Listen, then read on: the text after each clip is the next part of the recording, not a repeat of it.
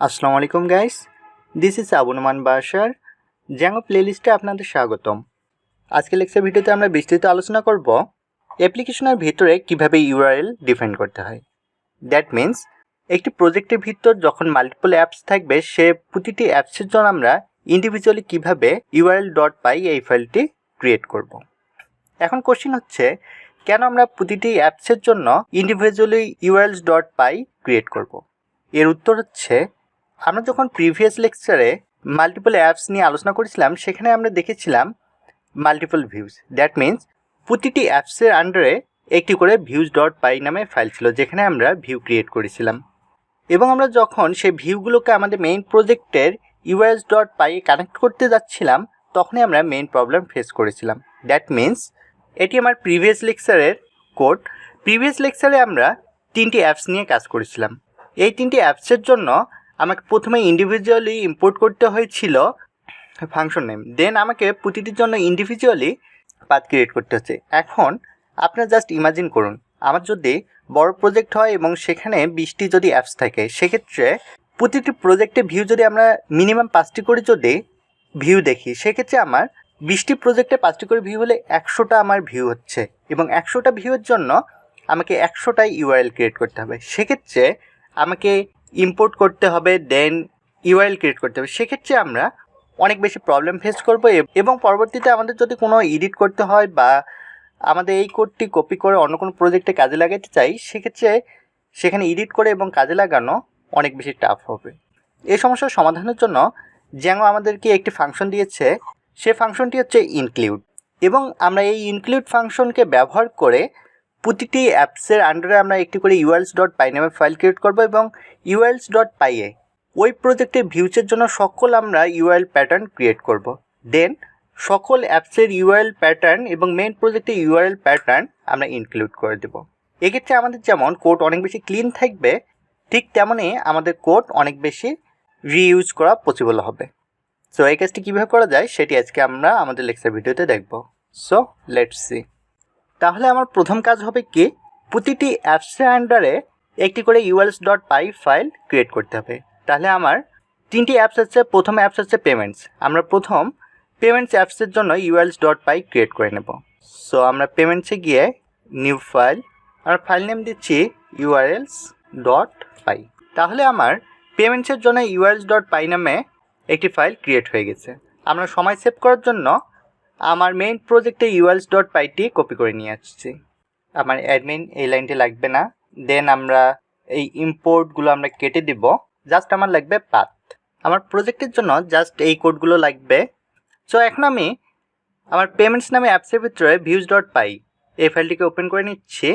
নিয়ে আমরা এখন পাথ ডিফাইন করে দেবো। আমরা চাচ্ছি প্রথম ফাংশনটি, that means welcome to Zango, আমাদের রুট অ্যাড্রেসে শো করবে। সো আমরা দিচ্ছি ফাংশন নেমকে কল করে দিচ্ছি। এখানে আমাকে কল করে দিতে হবে views.ফাংশন নেম। এখন আমাকে ইরর দেখাচ্ছে, এর কারণ হচ্ছে আমাদেরকে ভিউ ইম্পোর্ট করে নিতে হবে। কারণ এ বলছে, ভাই এটা কোন ভিউ, আমি তো এই ভিউকে চিনি না, কোথায় থেকে ভিউ আসলো। সো আমরা ভিউকে ইম্পোর্ট করে দিচ্ছি ফ্রম ডট মানে হচ্ছে কারেন্ট ফোল্ডার।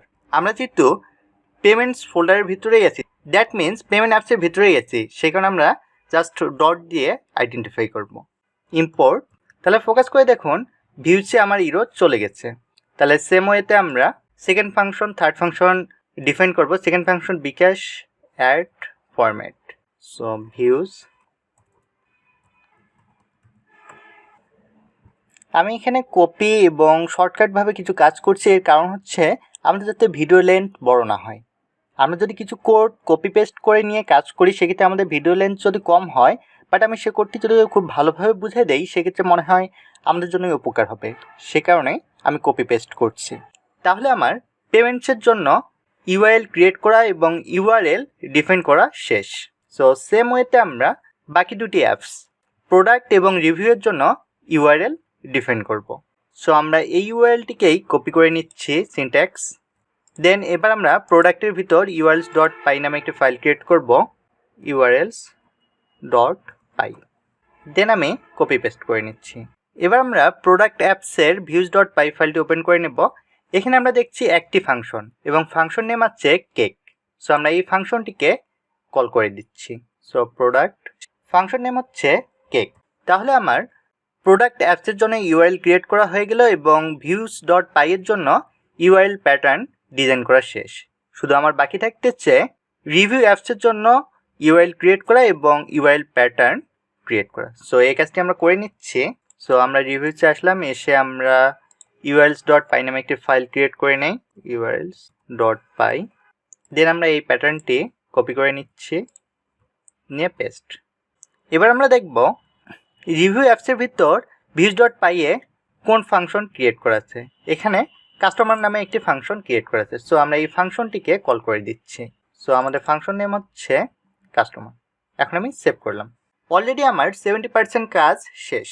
এতক্ষণ আমরা যে কাজটি করলাম সেটি হচ্ছে প্রতিটি অ্যাপসের ভিতরে ইন্ডিভিজুয়ালি urls ডট পাই নামে একটি ফাইল ক্রিয়েট করেছি। দেন আমাদের ভিউজ ডট পাই এর জন্য যে ফাংশনগুলো আমরা ক্রিয়েট করেছিলাম এই ফাংশনের জন্য আমরা ইউআরএল প্যাটার্ন ডিজাইন করেছি url ডট পাই এ। এখন আমরা আমাদের প্রতিটি অ্যাপসের url ডট পাইকে মেইন প্রজেক্টে url ডট পাই এর সঙ্গে ইনক্লুড করে দেব। তাহলে আমার প্রজেক্টে আমাদের এই ভিউজ ডট পাই সঠিকভাবে কাজ করবে। সো এই কাজটি এখন আমরা করব।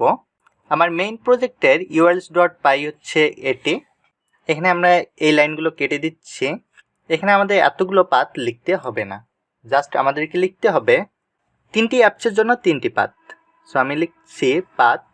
আমি ফার্স্ট অ্যাপসের জন্য ইউআরএল নেম দিতে যাচ্ছি পে, যেটি আপনারা ইচ্ছে মতো দিতে পারেন।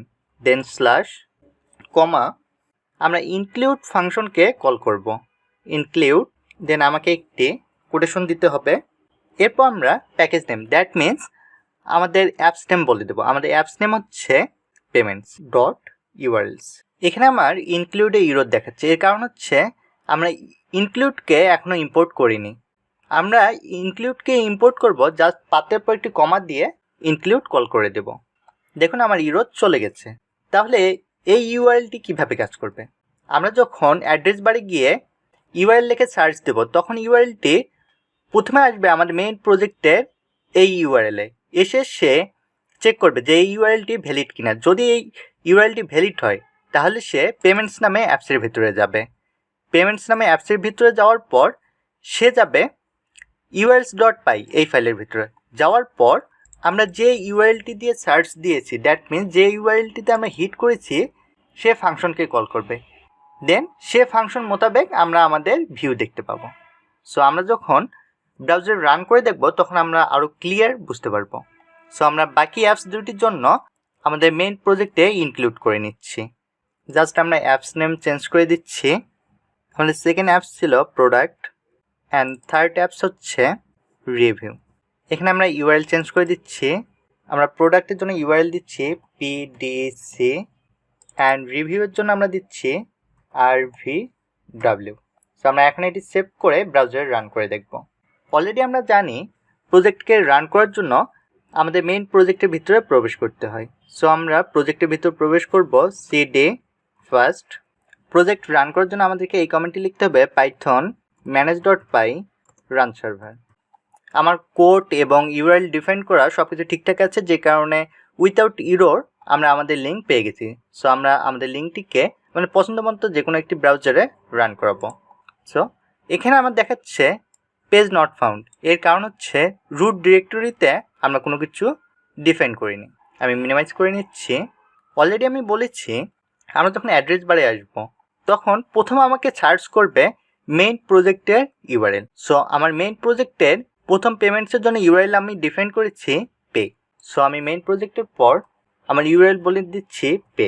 যখন সে পেতে হিট করবে তখন মেইন প্রজেক্টের urls ডট পাই আসবে এবং সে এখানে খুঁজবে পে নামে কোনো ইউআরএল ডিফাইন করা আছে কিনা, এবং সে এসে দেখবে পে নামে একটি ইউআরএল ডিফাইন করা আছে। এরপর সে আসবে payments dot URL, that means এই পেমেন্ট অ্যাপ্লিকেশনের urls ডট পাই এই ফাইলের ভিতর। আসার পর এখানে দেখবে কি কি ইউআরএল আমরা ডিফাইন করেছি। এখানে আমরা ফাঁকা, দ্যাট মিনস আমরা রুট ডিরেক্টরি ডিফাইন করেছি। আমরা যখন ফাঁকাতে ইন্টার করব, দ্যাট মিনস রুট ডিরেক্টরিতে আমরা হিট করব, তখন আমার ভিউচের ভিতরে নেম নামে ফাংশনটিকে কল করবে। দেন সে যাবে পেমেন্টসের ভিউ ডট পাই ফাইলে এবং এসে দেখবে নেম নামে ফাংশনে লেখা আছে welcome to Zango, right?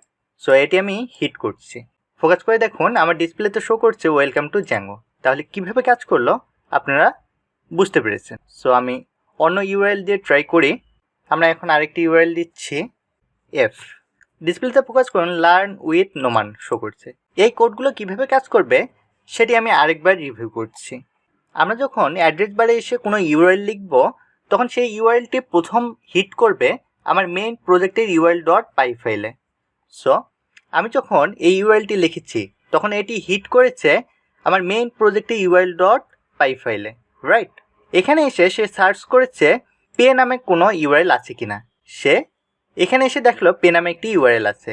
That means payments নামে যে অ্যাপসটি আছে সেই অ্যাপসের ইউআরএলস ডট পাইয়ে যাবে। পেমেন্টস ডট ইউআরএলস এর ভিতরে আসবে, এসে সে দেখবে আমরা আমাদের অ্যাড্রেস বারে হিট করেছি এফ ইউআরএল দিয়ে। সো এখানে এসে সার্চ করবে এফ ইউআরএল নামে কোনো কিছু এক্সিস্ট আছে কিনা।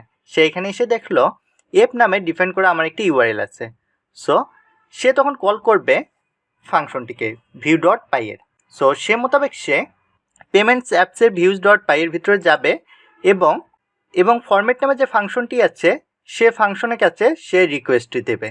এই যে ফরম্যাট নামে এই রিকোয়েস্টটি সে ইউআরএল রিকোয়েস্টটি অ্যাকসেপ্ট করলো এবং রিটার্ন হিসেবে সে দিল লার্ন উইথ নোমান। সো আশা করি আপনারা বুঝতে পেরেছেন ইনক্লুড ফাংশন কিভাবে কাজ করে এবং আমরা কেন প্রজেক্টের ভিতর ইউআরএলস ডট পাই ক্রিয়েট করব। আমরা যদি প্রতিটি অ্যাপসের ভিতর ইউআরএলস ডট পাই ক্রিয়েট করি সেক্ষেত্রে আমাদের কাজগুলো যেমন সোজা হচ্ছে বা অ্যাড্রেস বারে ইউআরএল কল করে ভিউ দেখা সোজা হচ্ছে, ঠিক তেমনই আমাদের কোডগুলো অনেক বেশি ফ্রেশ থাকতেছে। এর পাশাপাশি আমরা যদি আমাদের কোডকে রিইউজ করতে চাই সেক্ষেত্রেও আমরা সেটি করতে পারছি। সো আজকে লেকচার ভিডিওতে আপনাদের যদি কোনো কনফিউশন থাকে বা কোনো প্রবলেম ফেস করেন সেক্ষেত্রে আপনারা কমেন্ট সেকশনে জানাতে ভুলবেন না। সো আজকে লেকচারের মাধ্যমে আমাদের এমভিটি দ্যাট মিন্স আমাদের Zango model view template pattern follow করে কাজ করে আমাদের ভিউ এবং ইউআরএল শেষ হলো। নেক্সট লেকচার ভিডিও থেকে আমরা টেমপ্লেট নিয়ে আলোচনা করব। সো সে পর্যন্ত ভালো থাকবেন। আসসালামু আলাইকুম।